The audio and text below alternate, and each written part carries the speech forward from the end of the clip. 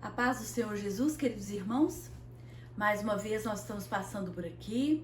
Vamos deixar mais uma porção da gloriosa palavra do Senhor com você, tá? E a primeira pergunta que eu quero fazer para você nesta manhã é se você já ouviu a palavra reencarnação. Você ouviu? Então é porque você está atento. Então nós vamos aprender nesta manhã acerca da reencarnação e da encarnação. Porque há muitos mundo afora fazendo confusão acerca de Jesus. Jesus, ele encarnou. Ele tomou forma humana. E há muitos por aí pregando reencarnação e Jesus. Não tem nada a ver uma coisa com a outra. Eu vou deixar alguns textos bíblicos para você, porque eu sou responsável por você, tá? Essa é a ordem que eu recebo das mansões celestiais, direto do Rei Jesus. Então abra sua Bíblia comigo, tome posse da tua Bíblia, porque você só vai aprender se você fazer uso da Bíblia Sagrada. Tome posse da tua Bíblia e leia comigo no Evangelho de Lucas 16, a partir do 19. Esta palavra é o texto áureo, tá bom? Que eu vou deixar com você. Diz assim a palavra do Senhor. Ora, havia um homem rico e vestia-se de púrpura e de linho finíssimo, e vivia todos os dias regalada e esplendidamente. Havia também um certo mendigo chamado Lázaro, que jazia cheio de chagas à porta daquele, e desejava alimentar-se com as migalhas que caíam da mesa do rico. E os próprios cães vinham lamber-lhe as chagas. E aconteceu que o mendigo morreu, e foi levado pelos anjos para o seio de Abraão. E morreu também o rico, e foi sepultado. E no Hades, presta atenção, queridos, presta atenção, no Hades, onde a consciência humana jamais morrerá, tá bom? Lá no Hades, a consciência humana vai continuar. E no Hades, versículo 23, ergueu os olhos, estando em tormentos, e viu ao longe Abraão e Lázaro no seu seio. Esse é o rico, tá, irmãos? Presta atenção, leia. Examine, acabamos de aprender sobre o examinar as escrituras. Leia. E clamando disse: Abraão, meu pai, tem misericórdia de mim e manda a Lázaro que molhe na água a ponta do seu dedo e me refresque a língua, porque estou atormentado nesta chama. Disse, porém, Abraão: Filho, lembra-te de que recebeste os teus bens em tua vida, e Lázaro somente males.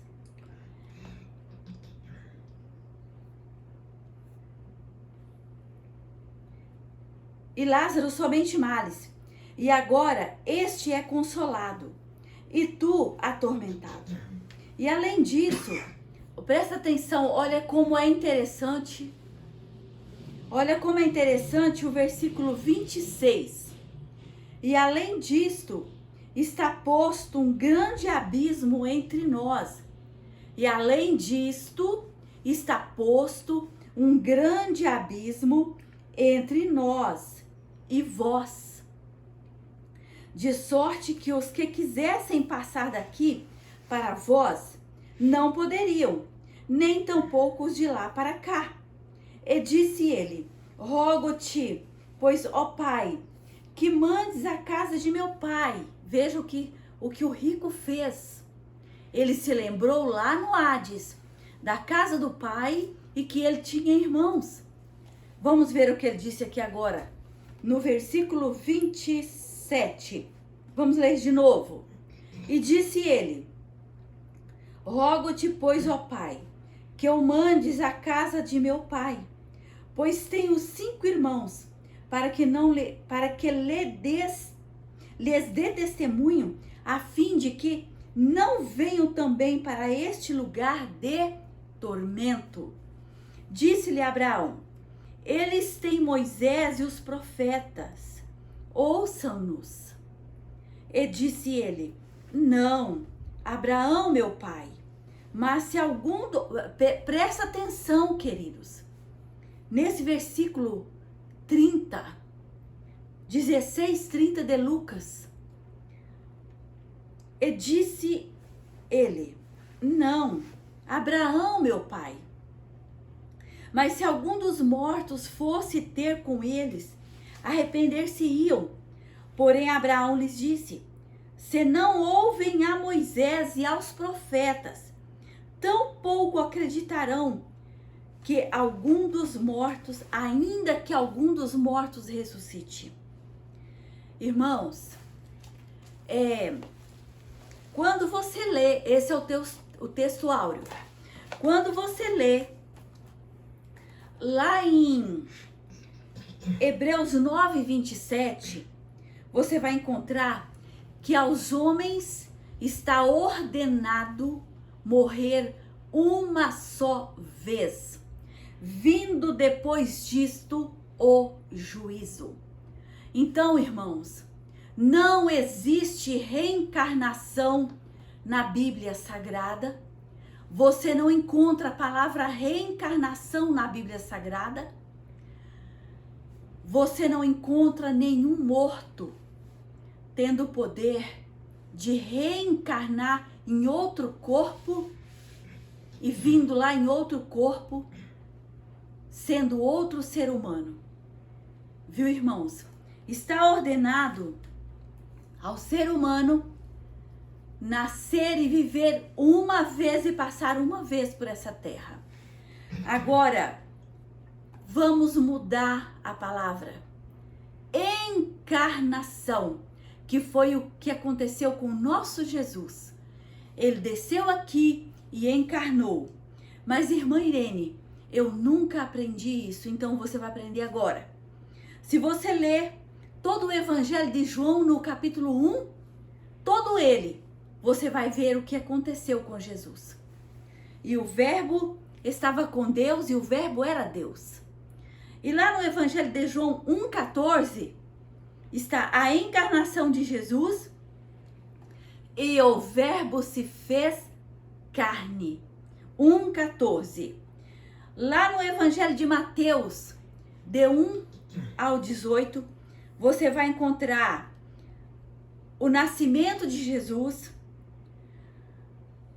José quis deixar aquela jovem chamada Maria, para mim a jovem mais linda do mundo, porque entre 1 zilhão de mulheres na face do globo terrestre, o Senhor encontrou aquela jovem obediente, humilde, disciplinada, com um cheiro suave de vida humana, uma vida humana que agradou ao Espírito de Deus entrar nela e fazer com que ela concebesse e dela nascesse o nosso precioso Salvador Jesus Cristo. A parte humana, ali ele encarnou, tá? E apareceu um anjo a José e diz: José, não temas receber a Maria, porque o que nela está gerado é do Espírito. E lá no Evangelho de João 4:24 diz que Deus é Espírito. E o Espírito entra no ventre daquela jovem e ela concebeu do Espírito e gerou a Jesus Cristo, homem, parte carne. Ele foi gerado para ser levado mais tarde à cruz do Calvário para sacrifício vivo, na presença do Deus vivo, que é o Espírito que havia nele.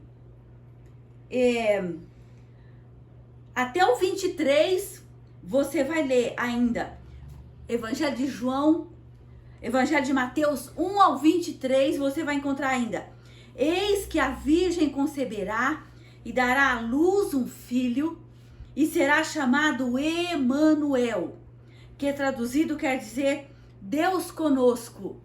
E você vai encontrar também essa palavra, essa mesma palavra, lá no livro de Isaías 9:6.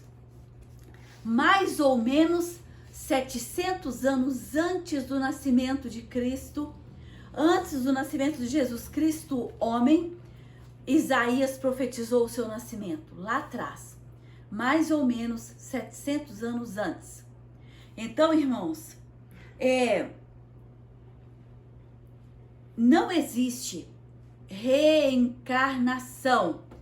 Vamos falar de novo a palavra reencarnação. Não existe.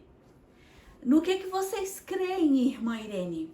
Nós cremos no Deus vivo chamado Jesus Cristo. Nós cremos em tudo que está escrito dentro deste livro. Você está vendo? Bíblia Sagrada.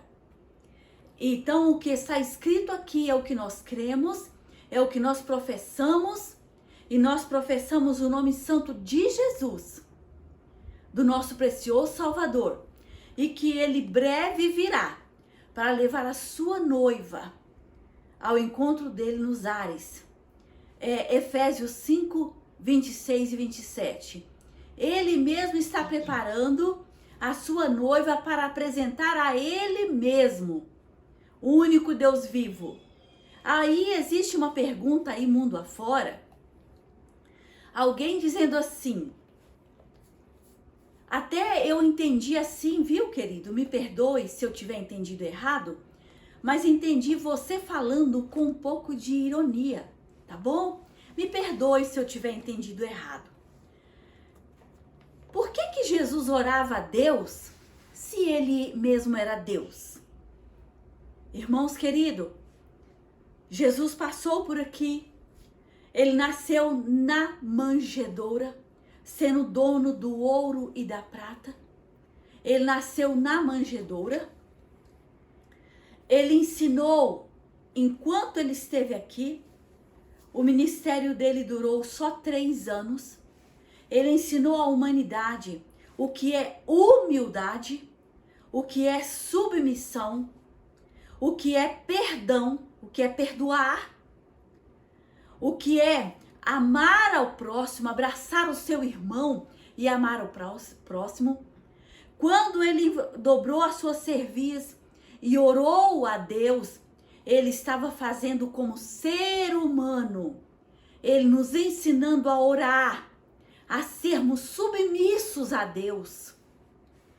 Ele esteve 100% no corpo humano e 100% Deus ao mesmo tempo.